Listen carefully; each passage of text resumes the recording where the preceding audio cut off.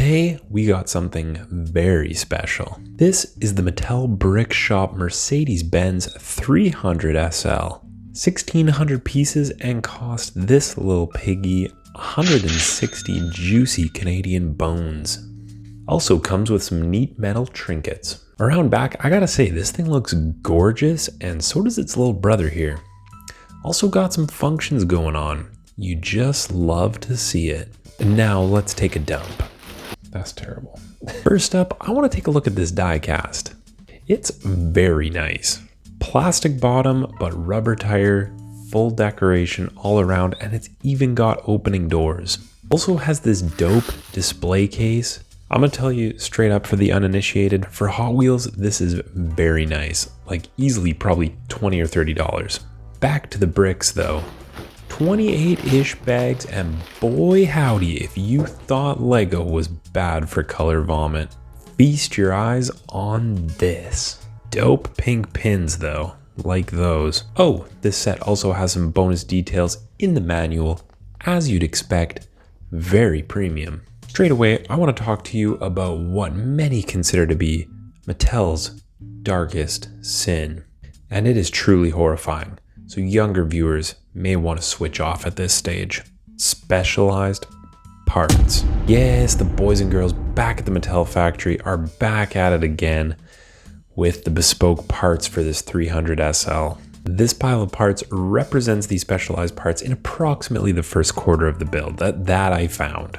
Now, these are also not just Mattel special parts.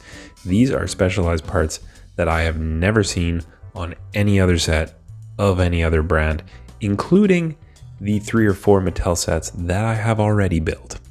Some are pretty innocuous and look like they could be useful elsewhere, but a lot of them, such as these giant curved slope pieces, I feel are probably one and dones, and they won't be seen ever again.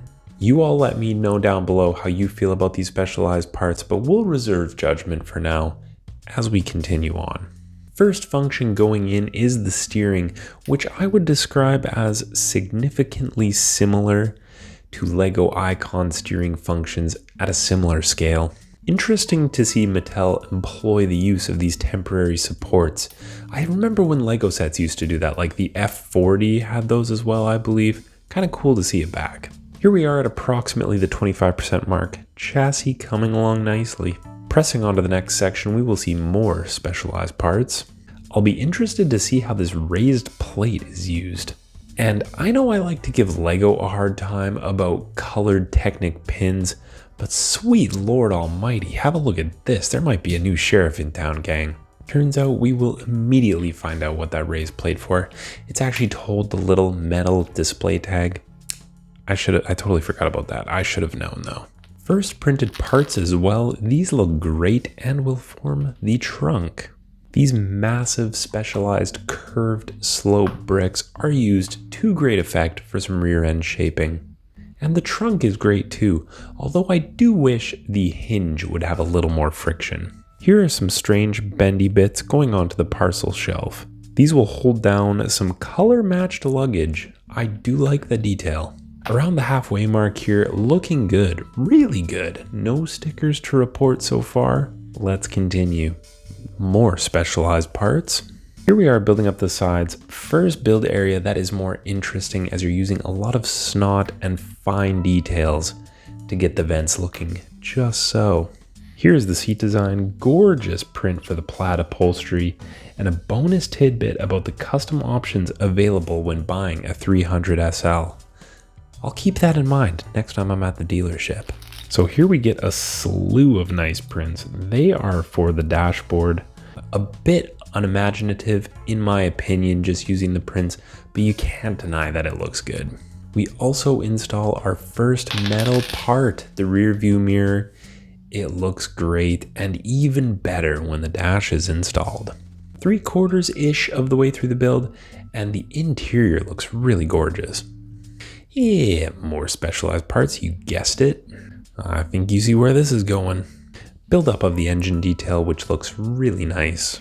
Add on the front lights and finish off the front bumper with the grille and a metal Mercedes-Benz logo. The hood is going on as we enter the twilight stages of our build. I love that it is double hinged for added friction, and the hood pop mechanism is simple but excellent. Now we're adding the windscreens, wrapped for your pleasure. Similarly, the doors are wrapped, but I can't figure out why because there are no windows. Doesn't make sense. Finally, we'll pop on the metal wheels and metal covers, and our 300SL is done. Now there are extra parts and some stickers to mod your 300SL to a race or kind of a road rally looking version, but I prefer the clean stock look of the original 300SL, so I'm going to keep mine this way. Here's a little sneak peek of what you can do should you choose to change it. Infinite possibilities, really. But we are finished, and what a unit this thing is. In classic Mattel fashion, there are about 45,000 unique, specialized parts used to achieve the voluptuous curves of the Mercedes-Benz 300SL. But achieve it they have. This thing looks great, and I can't help but kind of like it. Also, it's heavy. Build-wise, as I expected, it ain't nothing to write home about. But there are some interesting bits, like the hood release mechanism, as I mentioned. Pretty cool. And the metal pieces are a nice touch and definitely give a premium feel. Plus, we haven't even mentioned the die cast, and I feel it's a great addition. It's so nice. Plus, the basic build has no stickers. No stickers involved in this. So all I keep asking myself is, how can I get all of this for 25% cheaper than the comparable Lego Icon set? More pieces, metal pieces, all prints, still has bonus info, and you get a die cast, and you get customizations, and it's 25% off. Make that make sense. Either Mattel is making these in a sweatshop, or Lego is really bending us over the counter. Probably that one. So I do hope Mattel keeps making these premium series, these larger scale cars. This is a great first entry. I feel for me, it's probably going to be a case of, if I like the car, I will buy it. If not, I won't. For example, they have the Corvette Grand Sport. Not interested in that whatsoever. I have no inclination to buy it. But if they make things that are cool, like this, the Acura, I'm kind of down. Even if the build's a little bit more boring, what you have to show at the end of it looks amazing, and the value proposition feels pretty good, honestly.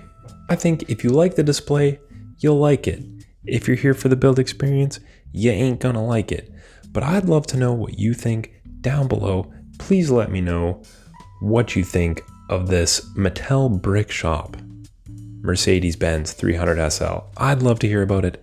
Coming up immediately after will be the comparison with the Icon's Shelby Cobra. It's going to be a good one. Make sure you stay tuned. But until then, I'll see you in the next one. Bye-bye.